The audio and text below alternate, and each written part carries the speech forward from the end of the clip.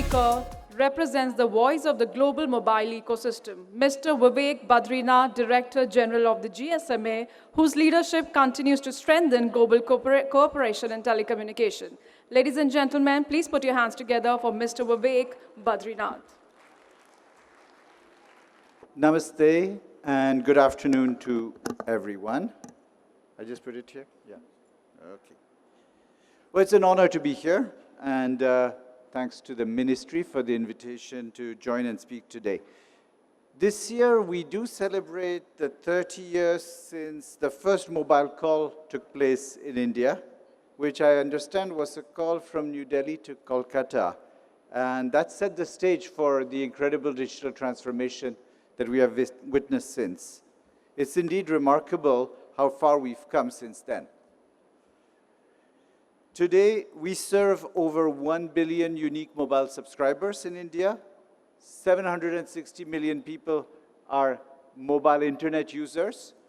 And this industry contributes 12% to the GDP with $370 billion. And in the past few years, we've seen what is to be witnessed as the fastest rollout of 5G in the world. So today, India is not anymore a digital consumer. It's also a global producer of technologies, services, standards, architectures, and systems. We're seeing innovation here, from the UPI, Universal Payment Interface, to Aadhaar, to the India Stack. And they serve not just India, but several countries around the world. India's recent decision to back mobile use in the 6 gigahertz band sends another powerful signal of ecosystem support. And this visionary decision is to be commended. It gives the industry confidence that 6 gigahertz will be the next frontier for mobile evolution, and we will be ready as an industry to connect India using this band. But as we celebrate how far we've come, we must also be clear-eyed about what comes next. For me, there are 3 areas to focus on: growth, inclusion, and trust. Today, telecom networks form the backbone of India's digital economy. But the question for everyone is, how can we still drive growth for an industry which has become so big? And I think there are a few areas we can focus on. So I know there is and there will be, excuse me, this week, a lot of talk about 6G. It's an exciting new frontier, and we like frontiers, we like new things. But to unlock the potential of 6G, we first need to complete the 5G journey and indeed roll out all its features as they have been intended. Thank you so much. And we need to deliver the services that it was designed to provide. So yes, India has been on a record-breaking 5G coverage race in the last few short years. 365 million users of 5G are in India today, and we see the impact everywhere. We do see smart, intelligent villages like Satnavri, which has plans for drone-assisted farming, smart irrigation, digital schools. We have 5G-connected ambulance services that allow ER specialists to guide paramedics in the field. We have smart cities like Rajkot, mixing modern infrastructure and tech to raise the quality of life for residents.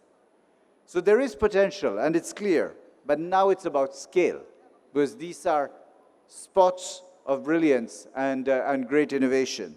We must take this proven capability and make it accessible across India.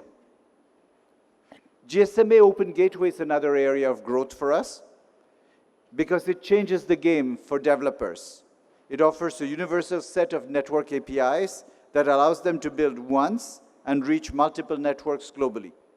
Today, networks representing almost 80% of global mobile connections have joined, with APIs, 66 of them published in the Camara framework, and over 270 commercial APIs launched.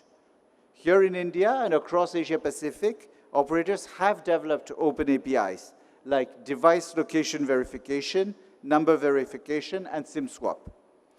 This shows the momentum towards using Open Gateway to build more secure and innovative digital ecosystems. And of course, we cannot talk about growth without talking about AI. Today, our networks are not just using AI, they are doing that, but they're also enabling it. Telecom infrastructure is the foundation that makes AI scalable, responsive, available in real time. Without advanced connectivity, there is no AI. Our infrastructure connects users to large language models in industrial scale data centers. And as AI adoption grows exponentially, these capabilities that we have built into 5G are essential. More AI means more demand on networks and the need for more 5G. Here in India, it's exciting to see the country strategically position itself as one of the global AI leaders with the India AI mission launched last year and ahead of the very important AI Governance Summit that will take place next February. Across the country, the operators are developing AI solutions for the industry and for society. Our member Airtel has developed a smart energy monitoring platform combining IoT sensors with AI analytics, providing 15% savings on energy bills. Tech Mahindra is developing private 5G networks with AI applications across manufacturing, logistics, healthcare. And Jio is collaborating with NVIDIA and others on an open telecom AI platform to support Gen AI and LLMs. These will and should be trained on Indian data sets and languages, paving the way for more inclusion. Which brings me back to my next focus area. As our world becomes more digital, it's vital we do not leave anyone behind. Over the past decade, operators in India have invested over $98 billion in their networks. Today, 99% of the population is covered by 4G, and 82% are covered by 5G. But 690 million people who live within mobile coverage in India are still not using mobile internet. That's nearly half. So the glass is also half empty in this matter. If India intends to be a global tech leader, it just cannot leave half the population behind. So what barriers do we need to focus on? Literacy, digital skills, affordability, safety and security concerns. It's great to see a lot of work being done to address these. India is home to the world's most affordable handsets and data plans. Last year, Jio launched the Jio Bharat feature phone for 299 rupees, which will help millions move from 2G to 4G and get online. But this will only be successful if people have the digital skills and literacy they need to use mobile internet. I know this is a big focus for the government and for operators with many training programs across the country, from the National Digital Literacy Mission to Jio Digital Life and Vodafone Idea Learning, to name just a few. At GSMA, we are supporting with the Mobile Internet Skills Training Toolkit, which is designed to teach people the basic skills they need to use the mobile internet. So far, 80 million people globally have used this toolkit and have been trained, many millions of them in India. Addressing this usage gap, which is so essential, is not an easy task, but it is crucial as India moves forward in the digital age. Closing this usage gap in the whole of South Asia could add over 1 trillion in additional GDP to the region. So this is not just a matter of leaving no one behind, it is also a matter of economic progress and growth for the whole economy. So as government, industry, public and private sector, we must keep working together to close the gap and bring everyone with us on this journey. Moving to the third area of focus, let me talk a bit about trust. In the digital era, trust is vital, and it is a big challenge. Between 2020 and 2024, we have seen a 400% increase in cybercrime incidents. Today, more than half of the Indians have been scammed, and 14% report financial loss. The Indian Cybercrime Coordination Center forecasts that 1.2 trillion rupees could be lost this year due to scams and frauds. The good news is the government is taking steps to create a secure digital environment. The DOT has authorized the government to designate any telecoms network as critical telecoms infrastructure. Ministry of Home Affairs has established the Cyber and Information Security Division, and MeitY has launched a national roadmap requiring organizations to assess their vulnerabilities and also migrate to quantum-resisting algorithms. As the mobile industry, we're also doing our part, a part of the chain to address scams. We're leveraging AI and advanced technologies to detect, prevent, and protect consumers.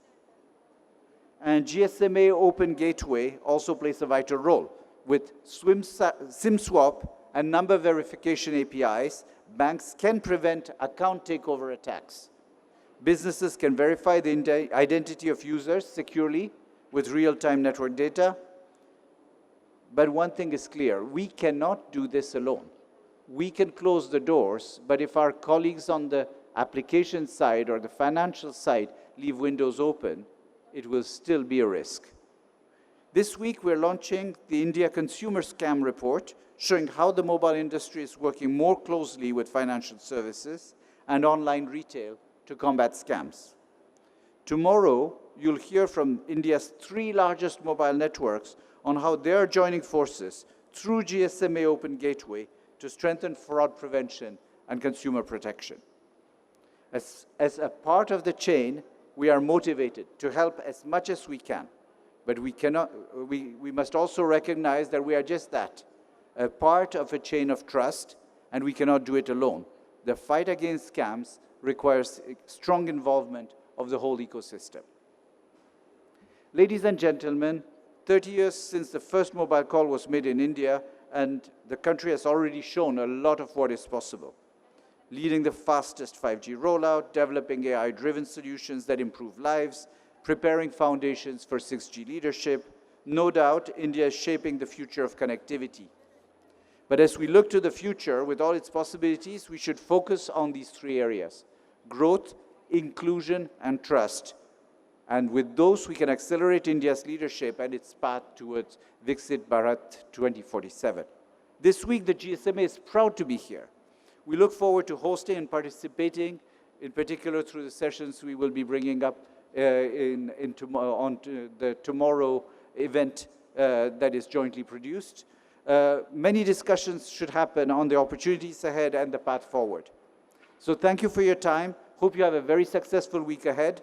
And I look forward to continuing many of these conversations at our new event, which will be in Doha, Qatar, in the month of November. And look forward to seeing many of you there. Thank you very much.